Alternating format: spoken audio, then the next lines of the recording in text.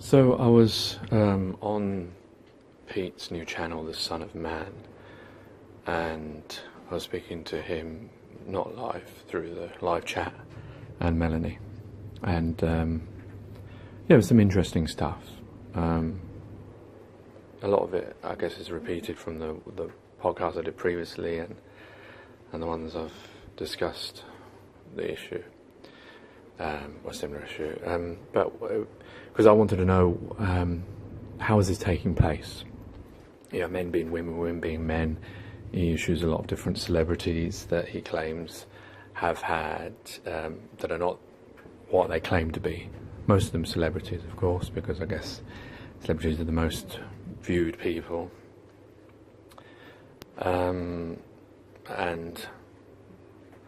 you know, I wanted to know about the science of that, whether it was accurate or not. You know, whether you can, you know, look at a skull and say, yeah, this person was born a man or a woman.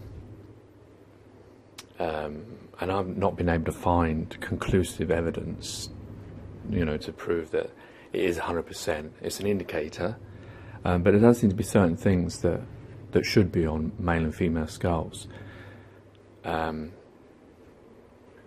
Because people, when they're dead, they can tell, you know, what sex they were. But what I don't know is, are they 100%? Are they, you know, are they definitive? Because we all vary in the way we look, in our body shapes and body sizes. Is this a natural thing, or is this because of these changes? So I want to know also, how do these changes take place? Is it surgery? You know, some of it seems to stress in the beginning. Melanie put forward that it was a change in the DNA through participating parties, you know, altering the chemically inside the embryo. So I don't know how far back this has gone. You see, you know, this the word, because he kept talking about Freemartins, which comes from Roman times, and I think Aldous Huxley mentions it as well, isn't it? In what is that novel called? Brave New World. This idea that it's been going on for ages. So, you know, if they had that chemical technology to change things, then we could be the products of those changes without even knowing it. Well, it's just interesting. Yeah, I did get some answers through it. Some things, yeah, I couldn't, because I checked about teeth, because they talk about teeth as well. Teeth, there was a study done where dentists were given, you know, they claimed that they could tell a male or a female by their teeth. They were given pictures of teeth, and they only correctly identified the right sex 50% of the time, which makes me believe that that's not a very great indicator of whether you're a male or a female. So that's, I guess that's what bases, the thing is, we're basing a lot on our understanding of ourselves and whether we have that right understanding, because if we have that wrong understanding of ourselves, then of course we're going to come up with erroneous problems. It's like a logical fallacy. So, and then I was thinking, because then he was talking about testosterone and things like that, and I don't think he realised that both men and women have both estrogen and testosterone, but just at different levels. And I know, like, during the womb, these things can be, you know, changed. You know, they change how the baby is. But the main problem is, if you're coming from a religious aspect of this, you know, that men have been able to, or I don't know, sometimes they talk about fallen angels doing this. I assume they're talking about Satan or the devil, whatever you want to call him. If they have manipulated us and changed us, the problem I have with that is, because I asked about to Pete about, you know, them, you know, say if you were one of these people who have been changed by the Freemartins and you didn't even know it, you thought you were a man, but you find out that you're actually a woman, then what are you going to do then? How does, you know, how does that make a difference? Are you still, you know, what's your relationship with God? So he was saying that, yeah, you know, obviously there's no problem with that. Melanie did have a problem. She thought he'd be damned. My problem with that is that wouldn't be a very fair God if you know, like say, if for example a person was born and they thought they were a man, and then they do all these Q-line tests and the skull tests, and they find out they're a woman, or they have women's features, and then they're damned. Or what did they do? I think that's sometimes the difference between Christians and Muslims in the idea of the original sin and birth. Muslims tend to believe that all children are born sinless, whereas some Christians believe that we're born with sin, and only that can be taken away through Jesus, Prophet Jesus.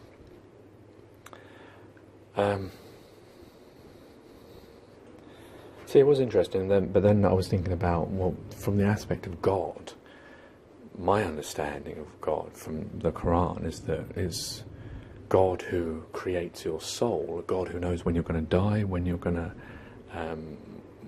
be born. And there's three things. I don't know I can't never remember what the third one is.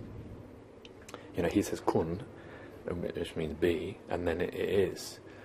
So he has the power. He creates your soul. So how does this work in the aspect of these fallen angels or men, these free martins who have corrupted this? It doesn't work well with me. And then I checked for the Bible as well, and the Bible has in Psalms 139:13, "For you created my innermost being, you knit me together in my mother's womb," which seems to suggest that God creates you in your womb. So the problem is, if you're coming from a religious aspect, how do you circumnavigate the fact that you're suggesting that fallen angels or men have corrupted God's plan, has corrupted God's children? It is effectively, you're trying to say, and this falls in sort of the religious blasphemous terms, that these fallen angels or men are more powerful than God. But that's impossible. If you, Christian, Muslim, Jew, whatever, we all believe that God is the most powerful, and He's the Alpha and Omega. He sees the beginning and the end. He sees all time. He sees every possibility. He's given us free will, but there's God's will as well. Certain things are set and certain things are free, you know. So are we saying that, or not me, but is Pete and Melanie and is it Jonathan Clerk and people like that, are they saying that these people have manipulated God's plan, or did God know about this and let it happen? I mean, you could say that obviously there's lots, you look around the world and there's lots of travesties and injustices and inequalities going on, and people often like to point at God and, you know, accuse Him of this problem, whereas, you know, He gave us free will, so we were allowed to do whatever. But my problem is this idea of, well, I suppose it is possible because we do alter things, isn't it? But this is quite a radical change. This is the fabric of DNA we're talking about. That, and I mean, I suppose it is possible in the idea of a free, you know, that we have free will, that we can do anything, we can annihilate ourselves, kill each other. You know, we can't blame God for that. Maybe God does create our soul and puts it in a body, but then He, if this is true, then He would know that this body is not going to know exactly who it is. The thing is, I suppose, as well, if God creates our soul, which I don't think there's any Christian or Muslim would deny that is actually us. That is what we are. The body that we're putting is merely a vessel. So therefore, what does it matter if these free martins or fallen angels are changes for men and women? Because we leave that corpse. It's the soul that's immortal. It's the soul that is returned to God and come from God. So is this all a bit of a distraction? You know, like these other things, just to, you know, keep us fighting against each other and wasting our time rather than solving the real problem, which is the injustices and inequalities in the world, and taking back our power and all being equal and all being, you know, in a world where there is no suffering and no pain, which is, I think, a possibility. You know, well, there's going to be a bit, isn't there? But you know what I mean? Far less than there is now by this unfair world that we live in. Then the other thing I was thinking of is, how do we know? Like, what defines a male or a female? Because I asked this question and Melanie came back. She did a lot of the answers actually. That, it's through DNA. But obviously Pete's using skulls and Q lines and hips and things like that to determine whether they're men or females. But what is it that actually defines whether we're actually a male or a female? Is it our DNA? Is it isn't it the difference between one chromosome that makes us either a male or female, the X or Y? What I mean is, if the skull thing is true and you have a female skull but your DNA says you're a male, well, which are you then? And then I was thinking about God as well. God in the Bible and the Quran, He teaches us everything. How does He make us aware of whether we're a man or a female? Now, I know that seems silly, but you're taking, that's an assumption that you know which is which. In the sense as if you were, if the world was wiped out and you've got a Bible and a Quran in front of you, and it says that God created us in His image, male and a female, how would you know which one you were? Is God expecting you to know your DNA? I don't think so, because it doesn't mention anything like that.